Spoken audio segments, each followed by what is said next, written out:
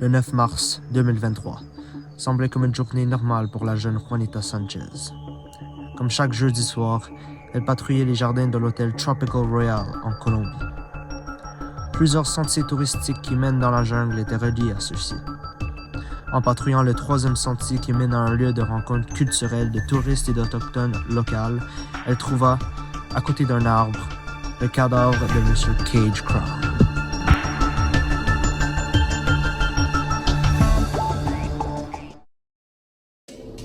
Cage Crown, le plus jeune des 4 fils de la fameuse famille Crown, est mort à l'âge de 20 ans. À l'aide d'une analyse de potassium dans les yeux de la victime, on a été capable de donner un temps de mort exact, le 5 mars à 22h. Cage Crown était un homme trisomique, groupe sanguin O. Il était aussi diabète.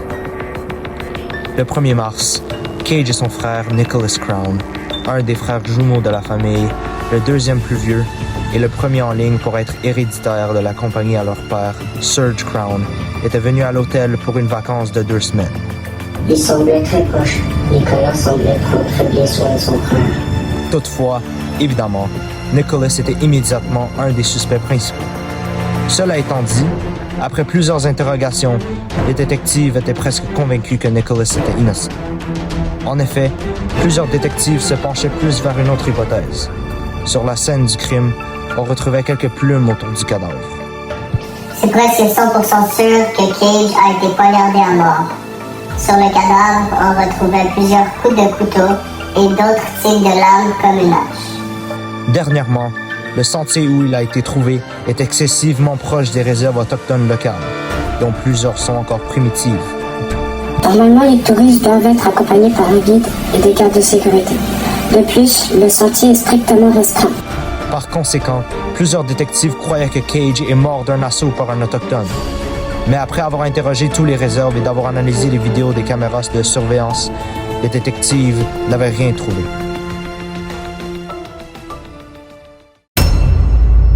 Après avoir analysé le corps de deux cages en l'aide de radiographie, on a découvert deux choses. Premièrement, une petite fracture de et une grande fracture. De plus, les détectives ont découvert quelques traces de sang sur le poignet de la porte principale de la chambre des frères Crown. À sa mort, le taux d'alcoolémie de Cage était de 0,0468%. Prenant en considération son poids de 150 livres, c'est presque sûr que Cage était ivre. Ces découvertes ont mené à 2 confirmations. Premièrement, Cage était ivre à cause du vin qu'il a bu durant son souper. Deuxièmement, pour qu'il y ait eu une fraction dans la crâne à Cage, quelqu'un a dû le fracasser sur le poignet de la porte. Nicholas a soupé avec son frère ce jour-là, donc une autre fois, ils l'ont interrogé. De ce qu'il dit, après leur souper, il devait vite rejoindre une rencontre de travail dans le centre-ville, ce qui a été confirmé avec tout le monde qui était présent durant cette rencontre. Donc une autre fois, les détectives étaient coincés. Mais à l'aide d'une dernière découverte, tout se révéla. La nuit du meurtre, à 21h, Trent Crown s'était enregistré à l'hôtel pour seulement une nuit. Trent Crown est le frère jumeau de Nicholas Crown. De plus, il s'était réservé une chambre qui est à 2 chambres de celle de Nicholas et Cage. Après une interrogation avec le secrétaire de Serge Crown, le père des 4 fils, on a appris que leur père allait bientôt prendre sa retraite et a laissé sa compagnie à Nicholas.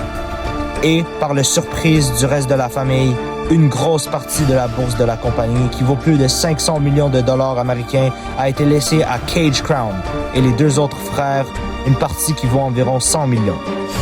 Et pour ajouter encore plus de preuves, un des Doom Buggy de l'hôtel dont les touristes peuvent louer pour parcourir la jungle a été trouvé avec des taches de sang. Dernièrement, la dame de ménage a mentionné qu'il y avait une grosse bouteille de produits savon et d'alcool à friction dans la poubelle de la chambre à Trent Crown. Traces d'alcool avaient été trouvées sur le poignet de porte et on croit que le savon a été utilisé par Trent pour se laver quand il est revenu. En conclusion, après une interrogation avec Trent, il a avoué son crime en disant qu'il était jaloux de l'argent à Cage et de la compagnie à Nicholas. Il a aussi avoué que si Nicholas était là, il aurait tué les 2. Il a été donné une sentence de 75 ans. Voici le résumé des événements décrits par le meurtrier lui-même et aussi à l'aide de nos informations. 5 mars, 20h30. Cage, Crown et Nicholas Crown soupent ensemble. À 21h, Nicholas part pour son rencontre et Cage reste pour boire 2 autres verres de vin. En même temps, Trent Crown s'enregistre à l'hôtel et il aperçoit Cage qui soupe dans le restaurant de l'hôtel. 21h15. Trent loue un Doom Buggy. Et Trent monte vite dans sa chambre et prépare un sac qui contient un couteau, une hache, une bouteille d'alcool et une guenille. Il met un masque noir, des vêtements noirs et des gants noirs et Trent attend Cage dans le couloir. 21h30. Cage arrive et pendant qu'il essaie d'ouvrir la porte, Trent lui pousse par en arrière et les enferme dans la chambre. Trent lui prend et lui fracasse la tête sur le poignet de la porte. À l'aide de l'alcool, la friction et de sa guenille, il nettoie le poignet et met du tape sur la bouche à Cage. Au fond de la couloir se trouvent des escaliers de secours.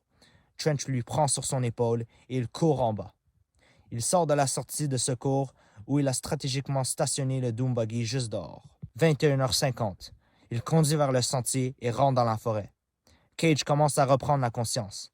Trent s'arrête, lui jette par terre et commence à les poignarder avec son couteau et son hache. Cage essaie de fuir, mais trébuche sur une roche et fracture son orteil. Trent continue à lui poignarder en faisant attention à ce qu'il n'y a pas trop de sang sur lui. À 22h, Trent nettoie le buggy et le retourne. Il monte dans sa chambre et utilise le savon pour se nettoyer. À 23h, Trent part de l'hôtel et prend le prochain vol aux États-Unis.